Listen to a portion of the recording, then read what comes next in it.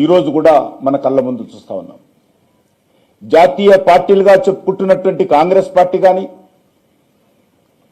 లేక BRS party కానీ పోటీ పడి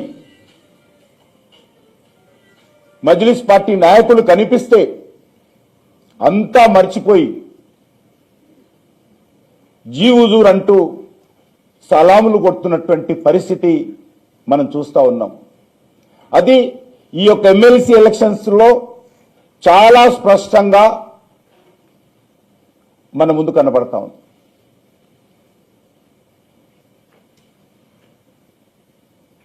ఈరోజు కాంగ్రెస్ పార్టీ కానీ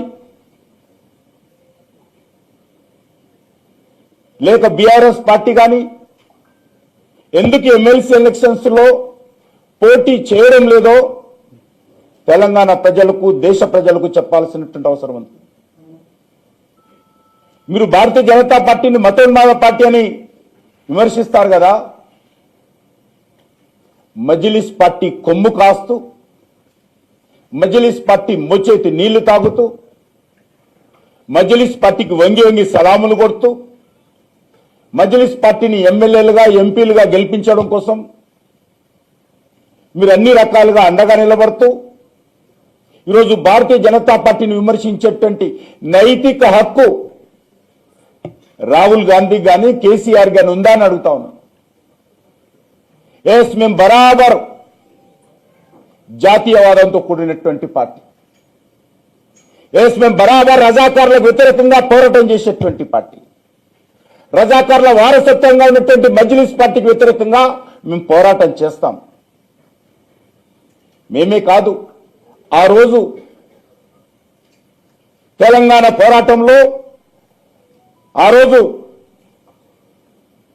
ఇక్కడ స్వాతంత్రం కోసం పోరాటం చేసినటువంటి వేలాది మంది స్వతంత్ర సమరయోధులు కూడా మజ్లిస్ పార్టీకి వ్యతిరేకంగా రజాకార్లకు వ్యతిరేకంగా సామాన్య ప్రజలు కొమరం భీము కానీ వందే మాతరం రామచంద్రరావు గారు కానీ అనేక మంది ప్రజలు ఉద్యమకారులు స్వతంత్ర సమరయోధులు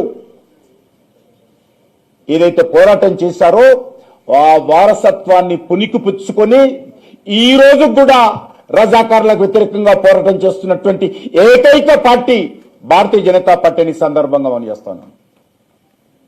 మీరు ఏమన్నా కూడా అది మతోన్మాదం అన్నా మరొకటి అన్నా కూడా ఈ రోజైనా పోరాటం చేస్తాము, భవిష్యత్తులో కూడా మరింత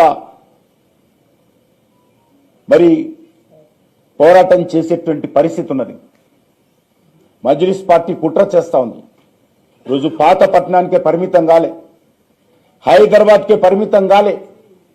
అది నల్గొండలో కౌన్సిలర్స్ గెలుస్తారు, మహబూబ్ నగర్ లో కౌన్సిలర్స్ గెలుస్తారు, సంగారెడ్డిలో గెలుస్తారు, హైదరాబాద్ ఆదిలాబాద్ లో గెలుస్తారు, నిర్మల్లో గెలుస్తారు, యావత్ తెలంగాణ అంతా కూడా విస్తరిస్తున్నారు. వాళ్ళ యొక్క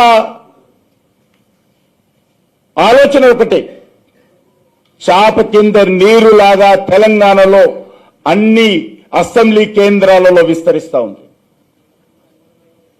ఈరోజు హైదరాబాద్ లో తీసుకుంటే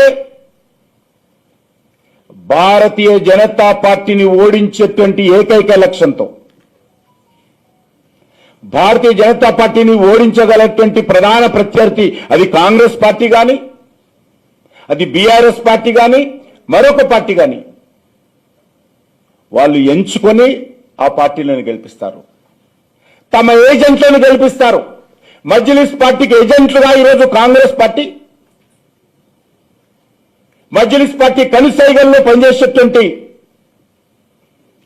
బీఆర్ఎస్ పార్టీ ఆ పార్టీలను గెలిపిస్తారు తప్ప భారతీయ జనతా పార్టీని ఓడించాలన్నటువంటి ప్రధానమైనటువంటి దుర్మార్గపు ఆలోచనతో ఈ మూడు పార్టీలు కూడా జతగట్టి పనిచేస్తా ఉన్నాయి. ఈ మూడు పార్టీలు కూడా ఒకే మాట మీద ఉంటారు. బీజేపీ విషయానికి వస్తే ఈ మూడు పార్టీలు కూడా కలిసి పనిచేస్తారు. ఈ మూడు పార్టీలు కూడా ఒకే తాండు ముక్కలే. అందుకే తెలంగాణ ప్రజలు జాగ్రత్త పడాలి. మజ్లిస్ పార్టీ లక్ష్యం ఈ రోజు కాకపోయినా రేపైనా బీఆర్ఎస్ పార్టీ కాంగ్రెస్ పార్టీ భుజాల మీద నడుస్తూ ఈ పార్టీల తల మీద కాళ్ళు పెడుతూ ఈ తెలంగాణలో జెండా ఎగరేయాలనేటువంటి ప్రధాన లక్ష్యం ఈ మజ్లిస్ పార్టీకి ఉన్నది.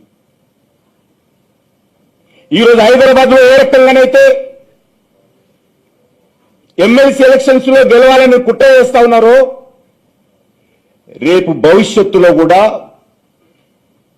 మజ్లిస్ పార్టీ తెలంగాణలో జెండా ఎగరేయడం కోసము బీఆర్ఎస్ పార్టీ కానీ కాంగ్రెస్ పార్టీ కానీ పోటీలు పడి మజ్లిస్ పార్టీకి అండగా నిలబడతారు, మజ్లిస్ పార్టీకి సహకరిస్తారు.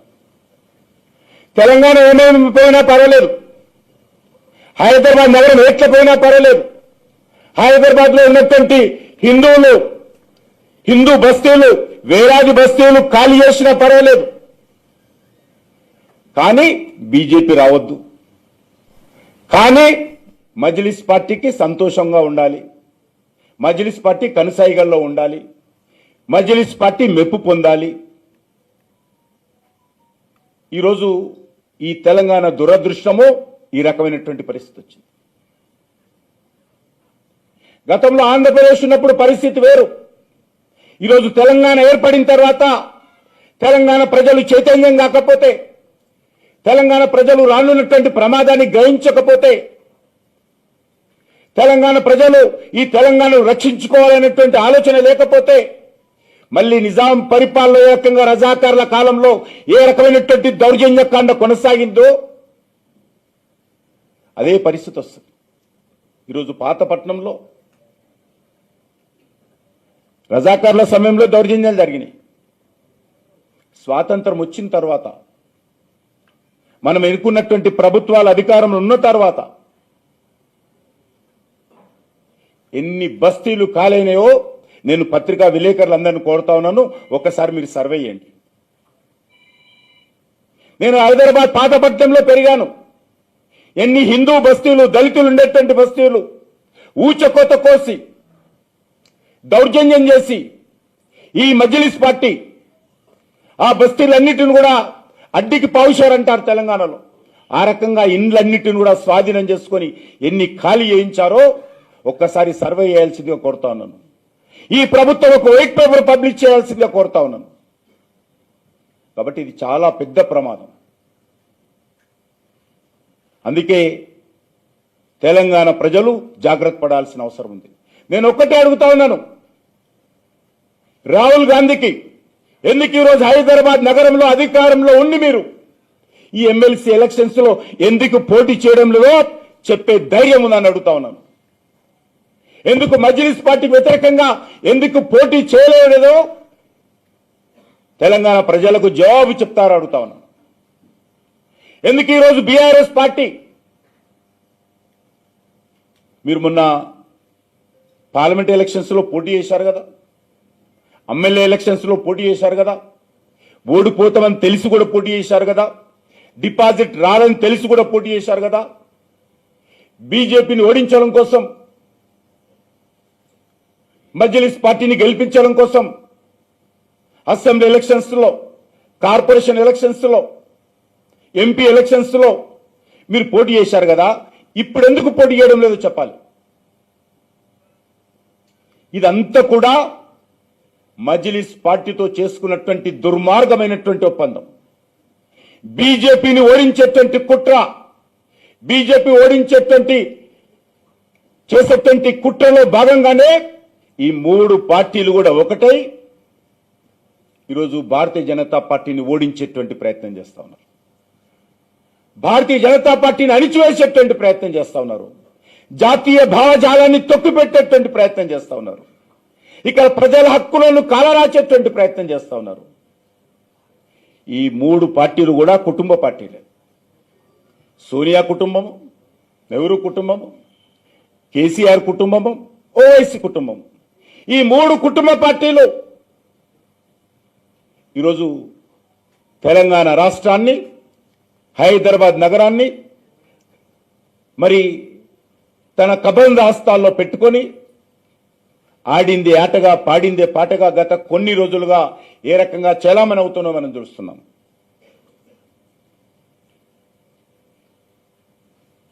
రాహుల్ గాంధీ కానీ, కేసీఆర్ కానీ అసదుద్దీన్ ఓవైసీ కనుసైగల్లో పనిచేస్తూ ఉన్నారు. మజ్లిస్ పార్టీ ఈరోజు వాళ్ళు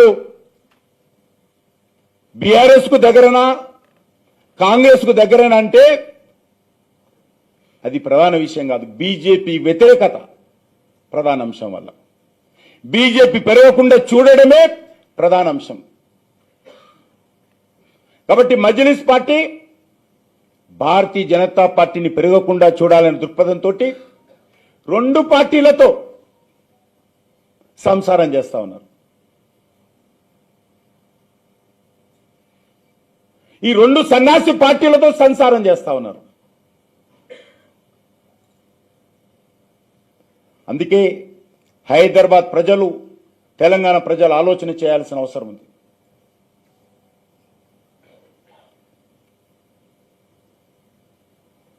దక్షిణ భారతదేశంలో ముఖ్యంగా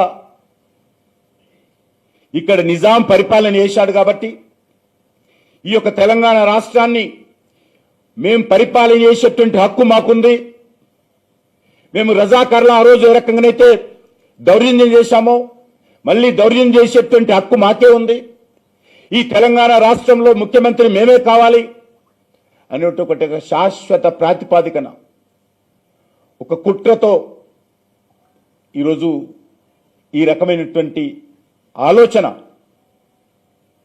ఈ ఎమ్మెల్సీ ఎలక్షన్స్ లో స్పష్టంగా కనబడుతోంది.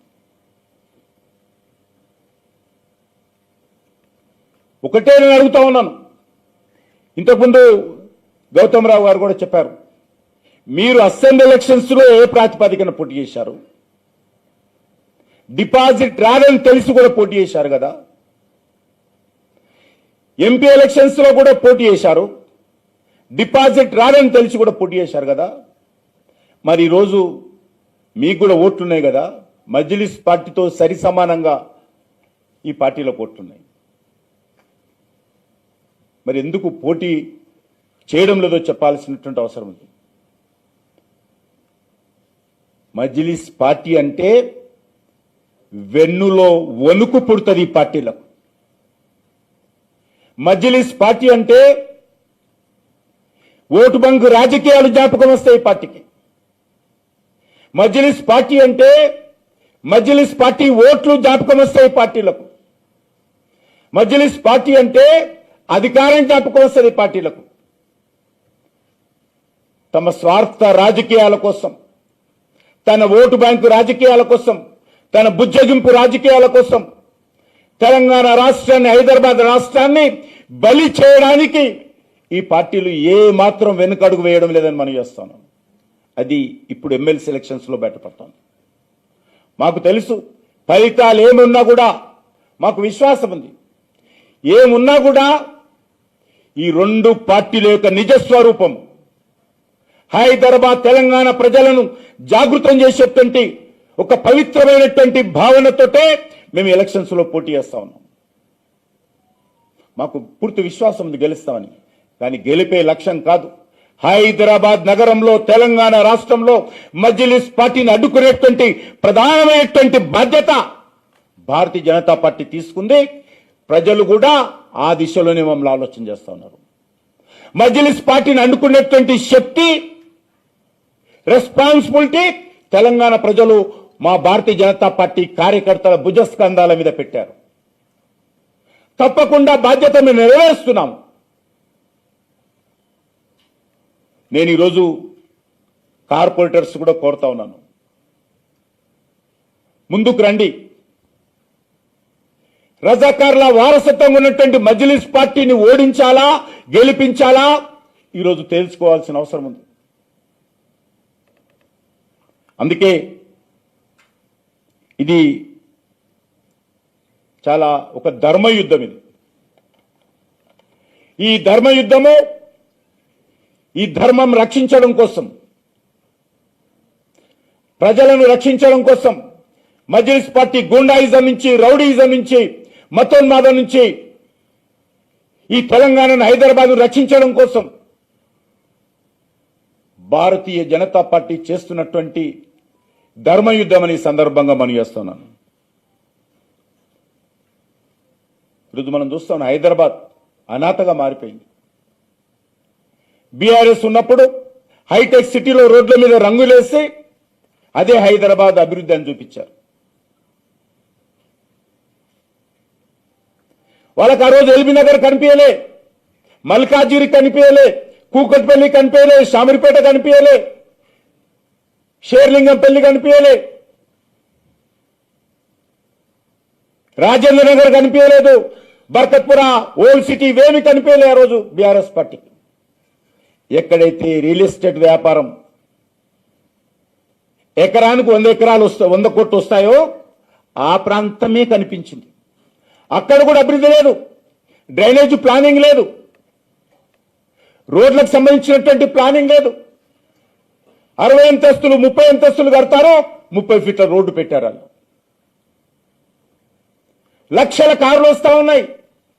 ఎట్లా నడపాలి? ఆకాశం మీద నడుపుతారా కార్లన్నీ కూడా? కాబట్టి బీఆర్ఎస్ పార్టీ కూడా హైదరాబాద్ నిర్లక్ష్యం చేసింది. కాంగ్రెస్ పార్టీకి హైదరాబాద్ అంటే ఏందో తెలియదు. వాళ్ళకి తెలిసిందల్లా మజ్లిస్ పార్టీ. హైదరాబాద్ అంటే మజ్లిస్ పార్టీ, మజ్లిస్ పార్టీ అంటే హైదరాబాద్. కాంగ్రెస్ పార్టీ తెలిసింది అదొకటి. హైదరాబాద్ అంటే మజ్లిస్ పార్టీకి అప్పగించడం టోటల్గా. హైదరాబాద్ పెత్తనం మజ్లిస్ పార్టీ చేతిలో పెట్టి రాహుల్ గాంధీ ఈరోజు రాజకీయాలు చేస్తున్నాడు తెలంగాణలో. ఈరోజు ఎంత దుర్మార్గం అంటే కార్పొరేటర్స్ మీకు తెలుసు, వీధి లైట్లు బల్బులు కాలిపోతే, వీధి లైట్లు కాలిపోతే 6-7 నెలలు వీధి లైట్లు కొనడానికి డబ్బులు లేనటువంటి జిహెచ్ఎంసీ పరిస్థితి, ఇంత దుర్మార్గమైనటువంటి పరిస్థితి హైదరాబాద్ లో ఉంది. సిగ్గుండాలే. కార్పొరేటర్కు 50 బల్బులట. అంటే కార్పొరేటర్ ఒక బస్తీలో లైట్లు వేసుకోవాలా, లేకపోతే మొత్తం హైదరాబాద్ నగరంలో లైట్లు ఉండాలా? ఏమడుగుతున్నారు ప్రజలు? వీధి లైట్లు వెలిగించేటువంటి కాలిపోతే పరిస్థితి లేదంటే హైదరాబాద్ ఏ రకంగా ఉందో, తెలంగాణ ఏ రకంగా ఉందో, ప్రభుత్వ పనితీరు ఏ రకంగా ఉందో, జిహెచ్ఎంసీ పనితీరు ఏ రకంగా ఉందో అర్థం చేసుకోవచ్చు. ఎక్కడ పోతున్నాయి డబ్బులు? జిహెచ్ఎంసీలో హౌస్ ట్యాక్స్ కానీ, జిహెచ్ఎంసీ పరిధిలో పన్నులు కానీ, జిహెచ్ఎంసీ పరిధిలో జిఎస్టీ కానీ, జిహెచ్ఎంసీ పరిధిలో ఇన్కమ్ ట్యాక్స్లు కానీ అనేక రకాల పన్నులు వస్తాయి. కానీ హైదరాబాద్ ప్రజలకు తమ ఇంటి ముందు ఉన్నటువంటి రోడ్లో వీధి లైట్లు వెలగాలనేటువంటి హక్కు కూడా లేదా అడుగుతా ఉన్నాను. డ్రైనేజ్ ఓవర్ఫ్లో అయితే అది రిపేరింగ్ చేసేటువంటి పరిస్థితి కూడా ఉండదు అడుగుతా ఉన్నాను. డ్రింకింగ్ వాటర్ పొల్యూషన్తో కలిసి వస్తే దాన్ని మరమ్మతులు చేసేటువంటి అడిగేటువంటి హక్కు కూడా హైదరాబాద్ ప్రజలకు లేదా అడుగుతా ఉన్నాను. ఈరోజు జిహెచ్ఎంసీ ఏం చేశారు? కార్పొరేటర్స్ ఎందుకు గెలిపించారు? ఏమి హక్కులు లేవు, నిధులు లేవు. బీఆర్ఎస్ పార్టీ అదే విధంగా వ్యవహారం చేసింది, కాంగ్రెస్ పార్టీ అదే కొనసాగిస్తుంది. గతంలో కార్పొరేటర్స్ అంటే హైదరాబాద్ నగరంలో ఎంతో శక్తివంతంగా పనిచేసేవాళ్ళు, ప్రజల మధ్యలో పనిచేసేటువంటి వాళ్ళు. అది రోడ్డు వేయాలన్నా, డ్రైనేజ్ వ్యవస్థ మెరుగుపరచాలన్నా,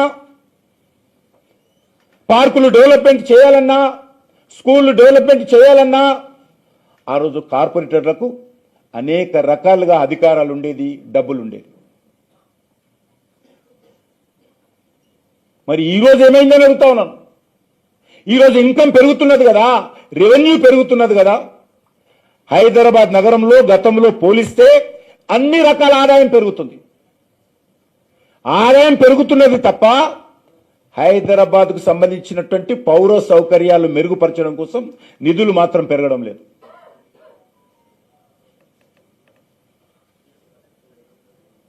అందుకే హైదరాబాద్ నగరం అభివృద్ధి జరగాలంటే, హైదరాబాద్ నగరం మజ్లిస్ పార్టీని నుంచి రక్షించబడాలంటే, హైదరాబాద్లో ప్రజల యొక్క పౌర సౌకర్యాలు మెరుగుపడాలంటే ఈరోజు హైదరాబాద్ నగర ప్రజలు చాలా చైతన్యంగా ముందుకు రావాల్సినటువంటి అవసరం ఉంది.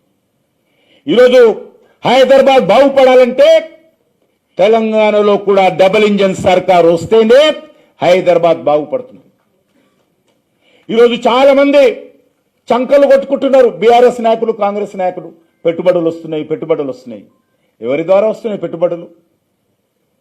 ఢిల్లీలో నరేంద్ర మోడీ గారు భారతదేశ గౌరవాన్ని పెంచుతా ఉన్నాడు.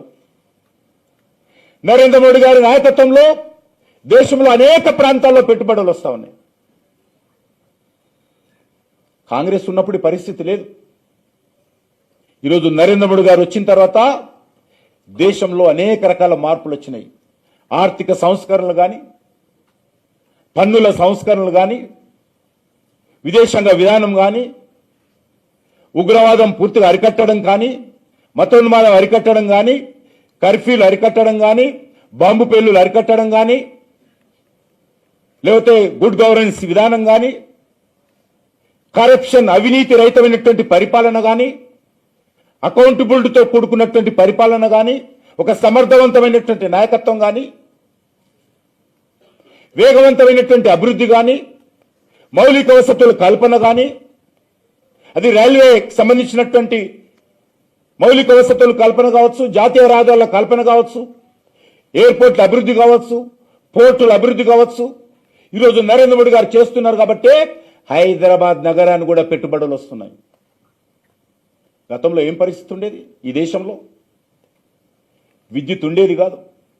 విద్యుత్ కోసం పారిశ్రామికవేత్తలు, కంపెనీల ఓనర్స్ వచ్చి ఇందిరా పార్కులో ధర్నాలు చేసిన పరిస్థితి మనం చూసాం.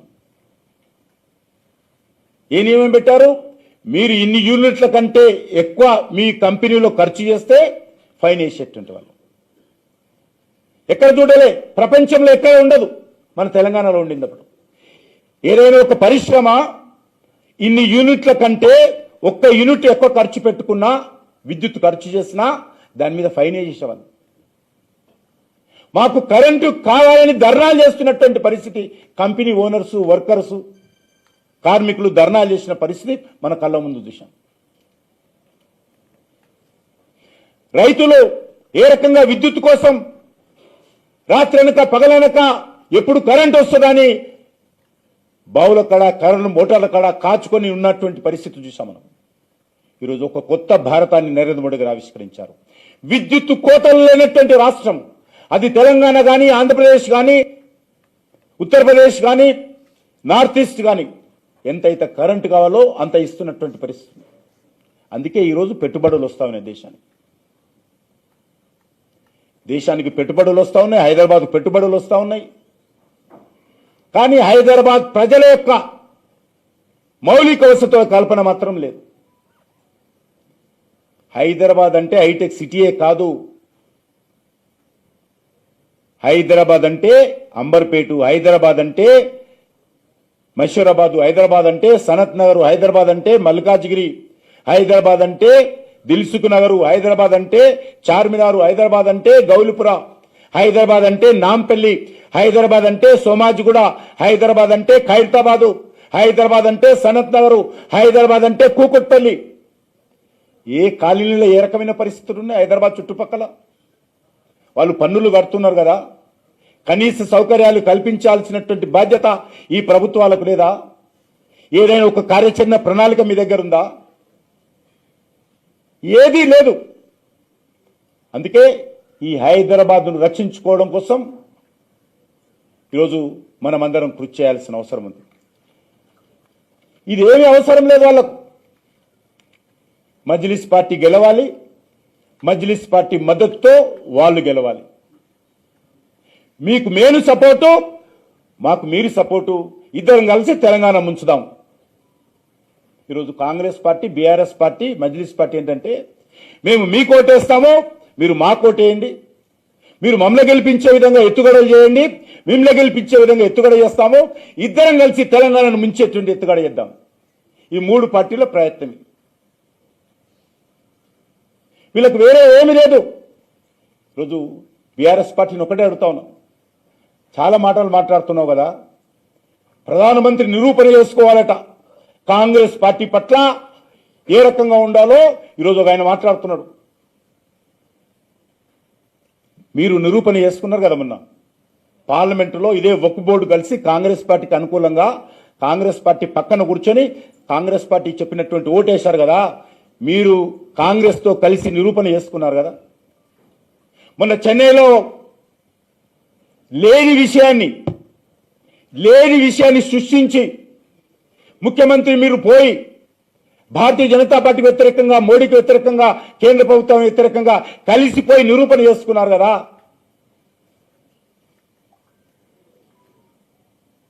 ఈరోజు ఈ రెండు పార్టీలు కూడా అసదుద్దీన్ ఓవైసీ అడుగుజాడల్లో, ఆయన ఆదేశాలతో మజ్లిస్ పార్టీకి భయపడి మజ్లిస్ పార్టీ అడుగులకు మడుగులెత్తుతూ ఈరోజు ఎన్నికల్లో పోటీ చేయడం లేదు. చాలా నిరూపణ చేసుకున్నారు.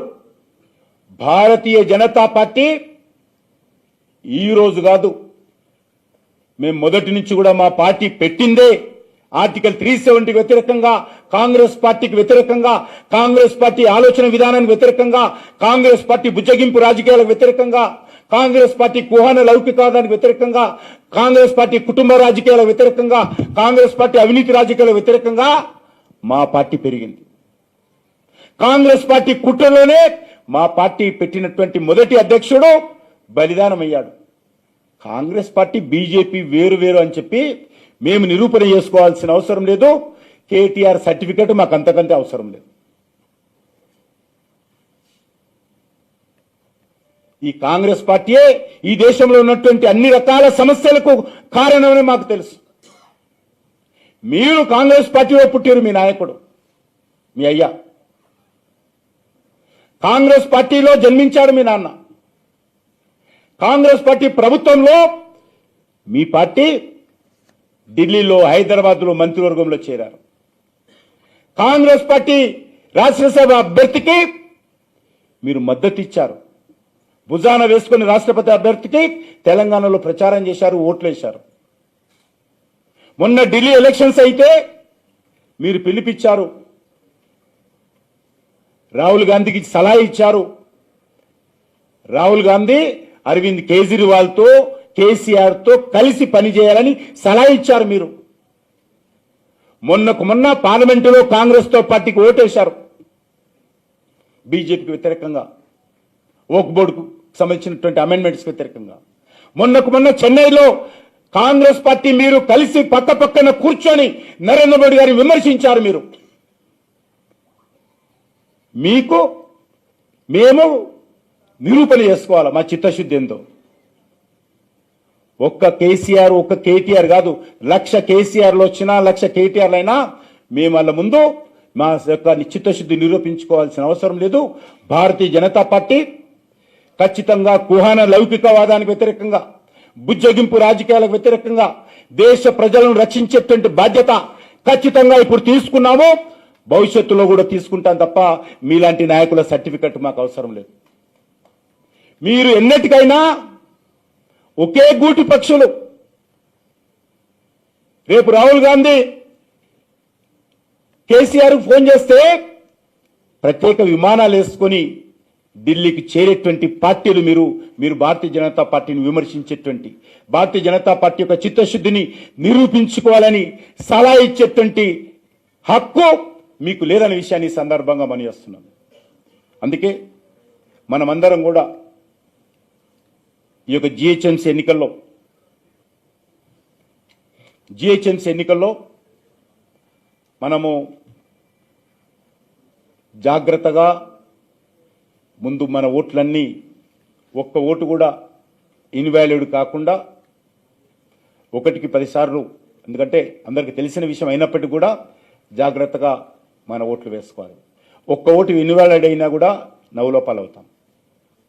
రెండోది, మిగతా ఓటర్స్ ఏ పార్టీ అయినప్పటికీ కూడా మజ్లిస్ పార్టీ హైదరాబాద్లో పెరగొద్దు అంటే, హైదరాబాద్ నగరం అభివృద్ధి జరగాలంటే, హైదరాబాద్లో మౌలిక వసతులు పెరగాలంటే ఈ యొక్క ఎన్నికలు మరొకసారి గత మున్సిపల్ కార్పొరేషన్ ఎలక్షన్స్ లో ఏ రకంగా అయితే మనం బలపడ్డామో ఈరోజు హైదరాబాద్ నగరంలో కూడా అదే పద్ధతిన మనం ముందుకెళ్లాల్సినటువంటి అవసరం ఉంది. కాబట్టి అన్ని వర్గాల ప్రజల ద్వారా కార్పొరేటర్ల మీద ఒత్తిడి తేవాలి. ఎక్కడైతే ఏ ప్రజలైతే కాంగ్రెస్ పార్టీకో లేకపోతే బీఆర్ఎస్ పార్టీకో ఓట్లేశారో ఆ ప్రజలందరినీ కూడా కూడగట్టి ఆ కార్పొరేటర్ల మీద ఒత్తిడి చేసి మీరు మజ్లిస్ పార్టీకి గెలవకుండా ఉండాలంటే ఈరోజు మజ్లిస్ పార్టీ వ్యతిరేకంగా మీరు స్పందించాలని హైదరాబాద్ ప్రజలు, గ్రేటర్ హైదరాబాద్ ప్రజలు కానీ ఖచ్చితంగా కార్పొరేటర్ మీద ఒత్తిడి తెచ్చే విధంగా ప్రజలను చైతన్యం చేయాలని కోరుతా ఉన్నాను. ఈ ధర్మ యుద్ధంలో దుర్మార్గమైనటువంటి రజాకారులు గెలవాలా, జాతీయ భావజాలమైనటువంటి భారతీయ జనతా పార్టీ గెలవాలా? ఈరోజు హైదరాబాద్ ప్రజలతో మాట్లాడి హైదరాబాద్ ప్రజల మద్దతు కూడగట్టేటువంటి ప్రయత్నం చేయాలని చెప్పి నేను కోరుకుంటూ, దానికి అన్ని రకాలుగా మనము మరి ఈ రోజు నుంచి ప్రతి కార్పొరేటరు, ప్రతి భారతీయ జనతా పార్టీ కార్యకర్త అందరం కూడా కలిసికట్టుగా ఐక్యమత్యంతో 23వ తేదీ వరకు జాగ్రత్తగా వ్యవహరిస్తూ మన అభ్యర్థి గౌతమ్ రావు గారు వారు విద్యార్థి పరిషత్తులో అనేక సంవత్సరాల పాటు పూర్తి సమయం ఇచ్చి పనిచేశారు. నక్సలైట్లకు వ్యతిరేకంగా వారు ప్రాణాలకు తెగించి పనిచేసినటువంటి కార్యకర్త.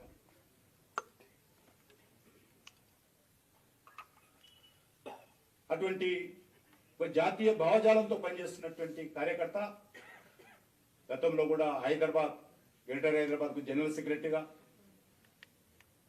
ఈరోజు హైదరాబాద్ సెంట్రల్ జిల్లాకు బీజేపీ అధ్యక్షుడిగా సేవలు అందించినటువంటి ఒక క్రమశిక్షణ కలిగినటువంటి కార్యకర్త, నాయకుడు. కాబట్టి ఈ ఎన్నికలు ఏవైతున్నాయో సిద్ధాంతం మీద ప్రజలని చైతన్యం చేసేటువంటి ఎన్నికలు. కాబట్టి ఈరోజు సిద్ధాంత భావజాలంతో ఉన్నటువంటి పార్టీ మనది. కాబట్టి ఖచ్చితంగా ఒక మంచి కార్యకర్తకు ఈ అవకాశం పార్టీ ఇవ్వడం జరిగింది. అందరం కూడా మనస్ఫూర్తిగా మనము ఈ యొక్క ఎన్నికల్లో ఇతర కార్పొరేటర్ల మద్దతు కూడగట్టేటువంటి ప్రయత్నం చేయాలి. అన్ని రకాలుగా ఏ కార్పొరేటర్ కూడా ముందుకొచ్చి ఈరోజు మజ్లిస్ పార్టీని ఓడించడం కోసం, హైదరాబాద్ను రక్షించడం కోసం ఎవరు ముందుకొచ్చినా వాళ్ళని అక్కన చేర్చుకొని వారికి అన్ని రకాలుగా అండగా ఉండేటువంటి ప్రయత్నము భారతీయ జనతా పార్టీ చేస్తుందని చెప్పి నేను కోరుకుంటూ, మరొకసారి కార్పొరేటర్స్ అందరూ కూడా, గౌరవ శాసనసభ్యులు, గౌరవ పార్లమెంట్ సభ్యులు అందరం కూడా కలిసికట్టుగా మనం అందరము ఎన్నికల్లో మన అభ్యర్థి గెలుపుకు మరి కష్టపడి పనిచేద్దామని చెప్పి కోరుకుంటూ, ఈ అవకాశం కల్పించినటువంటి మరి భారతీయ జనతా పార్టీ పెద్దలందరికీ ధన్యవాదాలు తెలియజేస్తూ సెలవు తీసుకుంటాం.